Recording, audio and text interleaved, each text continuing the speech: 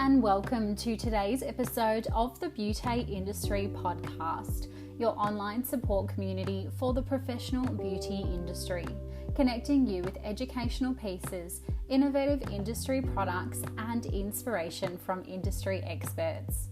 I am your host, founding director of Beauty Industry, Tamara Shaw. Our guest today has created and launched a skincare brand called Tribe Skincare, which attributes its success to anti-inflammatory benefits and 5-star customer reviews. You may have seen Tribe Skincare in your Facebook and Instagram feed, and today we are chatting to Kayla Houlihan about all the things social media, digital marketing, Instagram influencers, and how to cut through the noise and make your brand stand out. Kayla is so lovely in sharing her secrets to success on this episode, as well as a few tips and tricks along the way that she has learned so that you don't have to. I highly recommend you take a look at the fabulous branding Kayla has created at Tribe as you listen to this episode so that you can visually see the hard work it takes to create strength in a name and in her numbering of followers. From Tribe Skincare today, we welcome Kayla.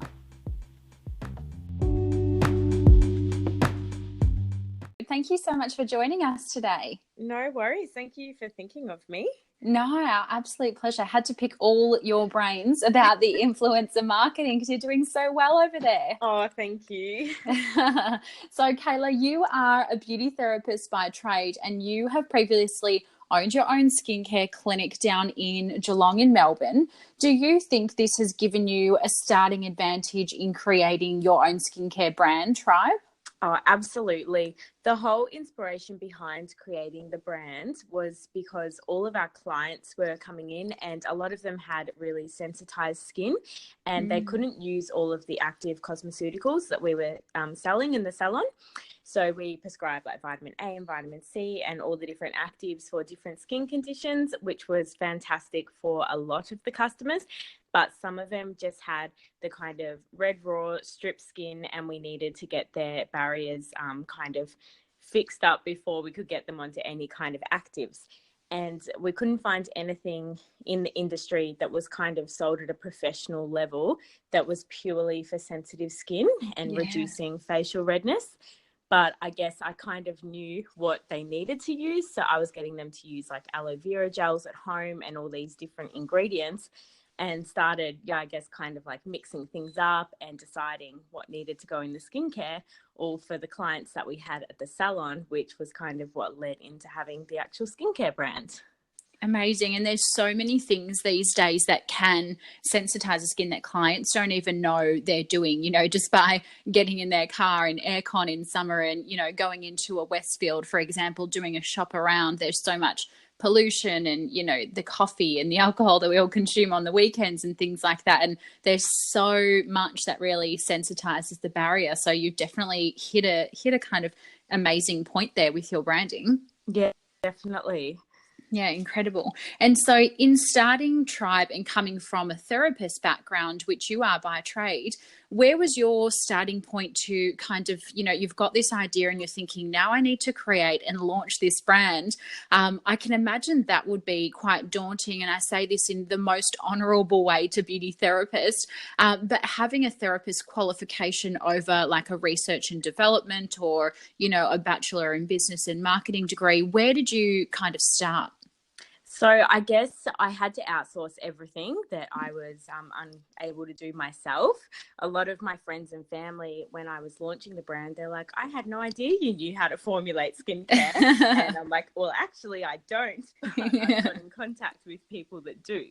So I guess, that was a big part of it was outsourcing to pharmacists to develop the formulas. So I would have the kind of creative direction of telling them what key ingredients I wanted in there. And then they would tell me what's going to work, why I can't have certain things, and then do all like the stability testing and turn it into an actual skincare formula. Yeah, that's amazing. And good on you as well, because I know a lot of therapists would, be in the treatment room or be in their clinic and think, I want to create something, but never actually do it. So it's a credit to you that you've launched into it and gone and sourced and found the right people to help you get on the pathway. Yeah, and that's all it is. I think a lot of people would love to do it, but they really just don't even know what that first step is. So I guess the first step is finding a bit of a team of people around you that can do the steps for you when you can't do everything yourself. Yeah, you're 100% right. And that's what the whole beauty industry is having that community, so that if anyone is kind of in that same position and they don't know where to start, well, then they've got people that they can go to say, actually, can you please help me? Definitely. So Tribe today, I want to chat all things marketing and social media, because you guys are absolutely killing it. Hugely successful on your digital platform. You've got 25,000 followers on Instagram.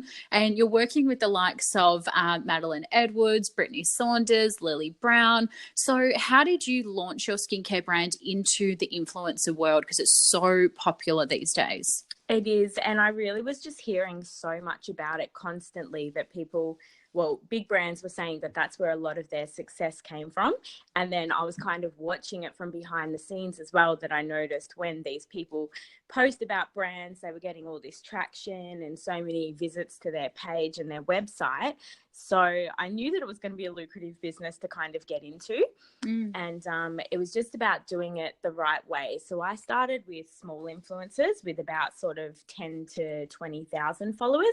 They're big enough that you do get some traction from it and you will generate sales from it, but it's not too big of a fee that you're paying them. A lot of them will post about it for free product and that kind of thing. And so we started small and we're getting pretty good results from it, but that gave us a lot of time to kind of look at our whole sales funnel and figure out where people were dropping off, whether they were converting, whether they were clicking the website link and all that kind of thing. And then when we felt we had kind of perfected that, we thought, all right, we'll launch into some bigger ones. And Brittany Saunders was the first sort of major influencer we worked with. And I can't remember the figures now, but I know that we like doubled our Instagram following in 48 hours. Wow. And we had like 10,000 visits to the website or something crazy like Amazing. that. Yeah. And I feel like that was when the brands really took off and we thought, okay, this is the direction we need to take it in.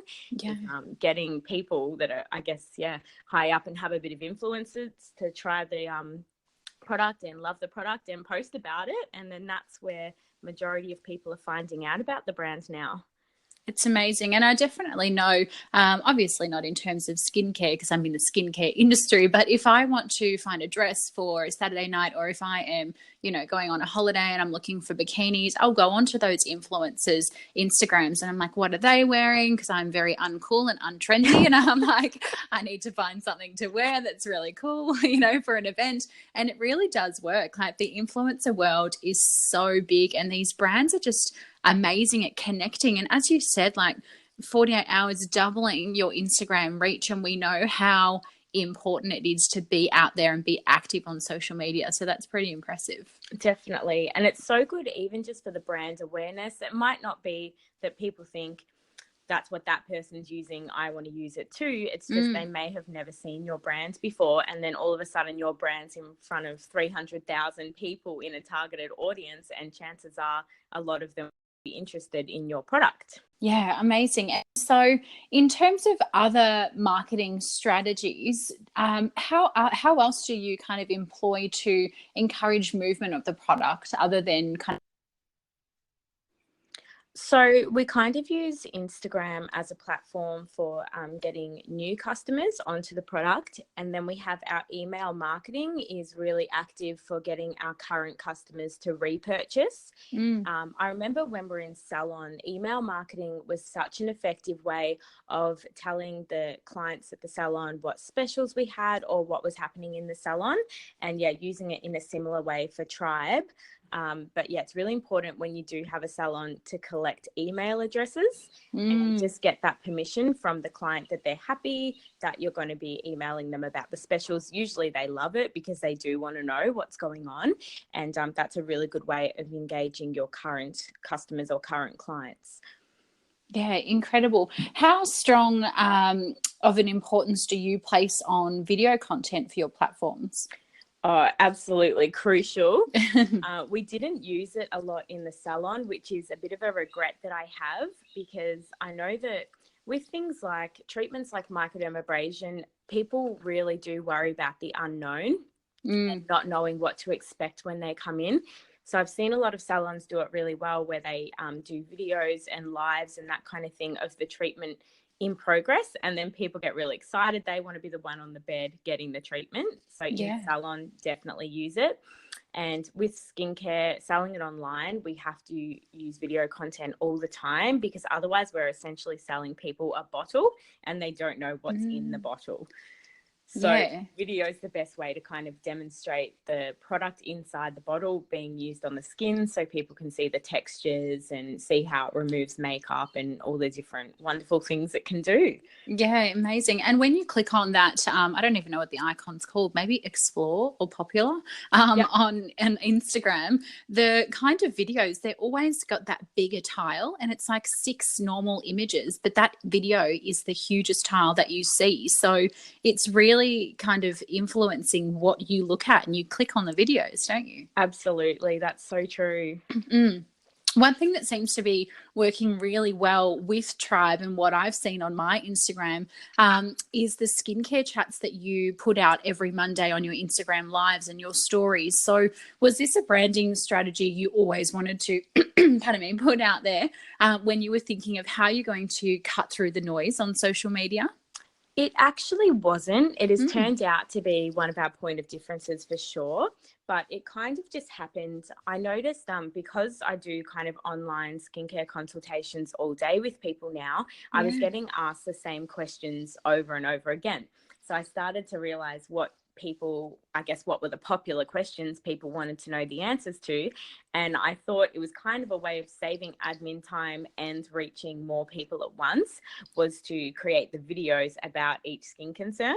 And just kind of started getting a lot of traction. Like, people are interested in them, even if it's not about a skin concern they have. They're just interested in like the education side of skin. And we now get about like 5,000 or more views each week when we do the skin chats, because people are sending it to their friends, tagging and all that kind of thing. And we get, a lot of profile visits on those days, which is really cool. So cool. And I love how you always kind of let your audience drive the chat. So you will put a post saying, what do you want to hear about? Do you want to hear about congestion, or do you want to hear about rosacea? And you really kind of listen and cater to your audience. And I think that's something that a lot of brands and salons don't do, is they just do what they think the consumer wants. Whereas I think you kind of give your consumer the driving force behind what they want to see and what they want to hear. Yes, absolutely. And we've even done that with the development of our new products. Is we'll say to them, we're looking at releasing a lip balm. What do you love in a lip balm? And then we get all this customer feedback from people who are interested in the brand, and the feedback they give us is absolutely priceless. That's amazing. And so, talking about your feedback, as I mentioned in your introduction there, your customer service reviews are like 99% 5-star, which is absolutely incredible. And I know that for me as a business owner of Beauty Industry, I always try and get people to review the partnerships that we have created, you know, whether that be on our podcast or for event sponsorship or whatever it may be. And sometimes that doesn't always get the traction that you would like or that you could imagine. So how have you gone about getting your consumers to review your product ranges so efficiently? Well, we actually have an automated program that does this for us. The program it's connected to Shopify, which is the website we sell the skincare through. And it's an app called Judge Me. And every time a customer purchases a product, 2 weeks later, they get an email asking them to review it, and they can actually review it directly in the email, and that sends that information straight back to our website. So we're not actually having to chase people up and say, can you please review the product? We really need them. The email's doing that for us. And I've noticed that Facebook is actually now doing a really similar process, that apparently it's popping up in people's Messenger now if they want to review the skincare, because our website's connected to our Facebook. And we were kind of having this really big influx of all these reviews on Facebook. And then one of the customers ended up sending us a screenshot and showing that it's asking in their Messenger. And same sort of thing, they review it in Messenger and it sends it straight through to our Facebook page. So cool. And there's a seminar I went to the other day, and the presenter was talking lots about messenger bots and how, you know, kind of email marketing consumers are moving away from, but everyone always has their phone in their hands, and most people would have Facebook, and then that means that they would have an on-flow into Messenger. So that is just even more accessible for you guys. Absolutely. I will just say one thing too while we're talking about reviews, because I know a lot of brands and salons get really worried about anything that's below a 5-star. Yeah. And of course, you can't remove them from Facebook. Same with our website, we can remove them if we want, but we do leave all of the 1, 2, 3-star reviews. All of them get left on the website, because we figure our skincare can't be for absolutely everyone. We can't expect only 5-star reviews, and we need to give the customers that are looking at the reviews a really sort of clear indication of the skincare. So leave all of your negative reviews up as well. You can respond to them in a professional way, but yeah, don't worry too much about them. Yeah, you're 100% right there. I always I always get a little bit sus, I guess, or cautious or wary if I am looking at something that only has 5-star reviews. I think, oh, maybe that business owner, and maybe it is because I'm a business owner, I'm thinking maybe they've taken away all of their 1 and 2 and 3-star reviews. So that's a really good piece of advice there. Yeah, because the 1 and 2 and 3-star reviews make your 5-star reviews seem more genuine, which is great. Yeah, 100%. I was actually at these gorgeous cabins in Halls Gap over the weekend, and before we got there, I said to my partner, let's have a look at the reviews. And so it was 4.9 out of 5 stars. And I thought, what's that one review? And all of it was 5-star, 5-star, 5-star, incredible, pardon me, location, incredible views, incredible service. And this 1-star review said that the bath was so high, when they got out, they fell over and they left bruised and battered. Oh, and so this lady went up to the reception and said, you should change your bath, you know. And obviously the business owner's comment was, well, this hasn't really happened to anyone else, I apologize. Yeah. And I was just laughing with my partner thinking, oh my gosh, if that is the only bad thing that has come up on this review, well, then I'm so happy we're staying here. That's very true.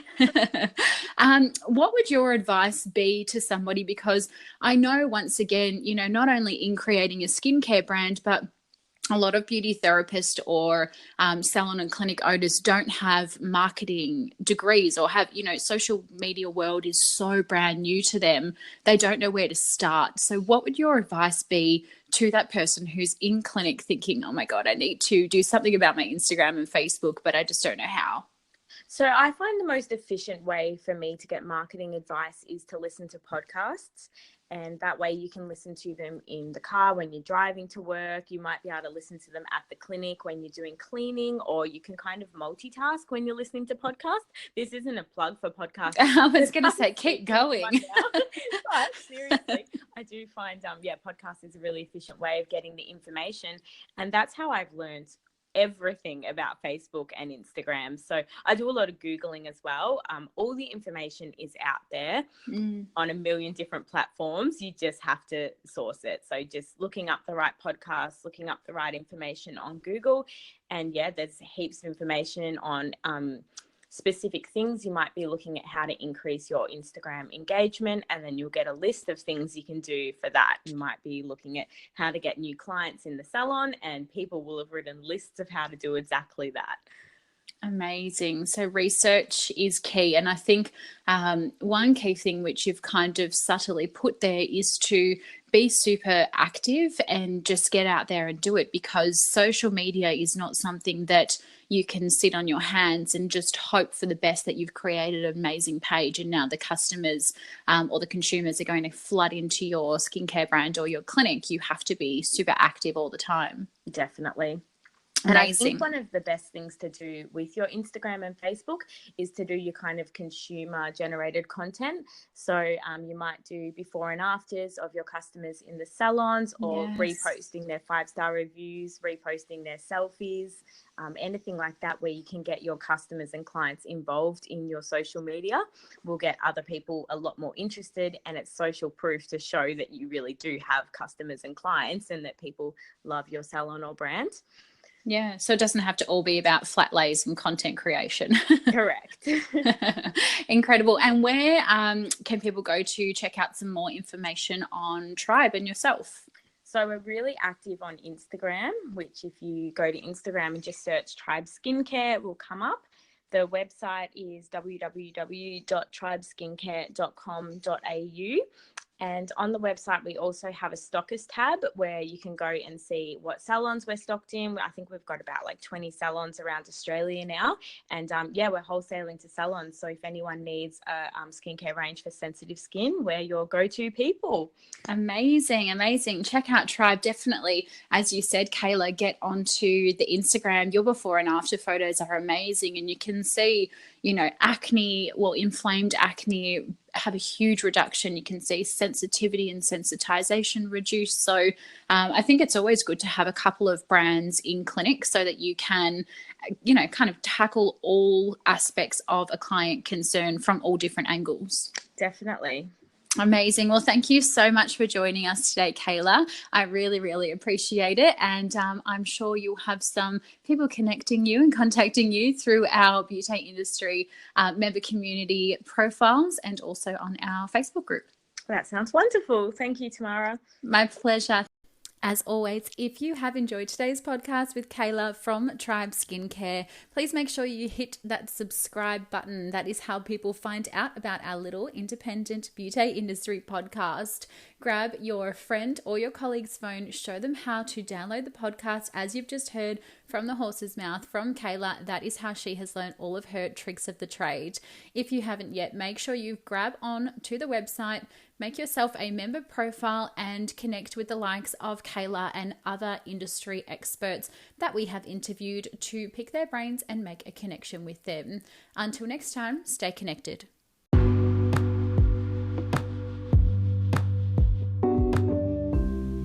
Next week on the podcast for episode 26, we talk biochemistry with Dr. Donna-Lee Marcel of Dermatonics and Reliever Med. You're going to love it. Don't miss out. Until next time, stay connected.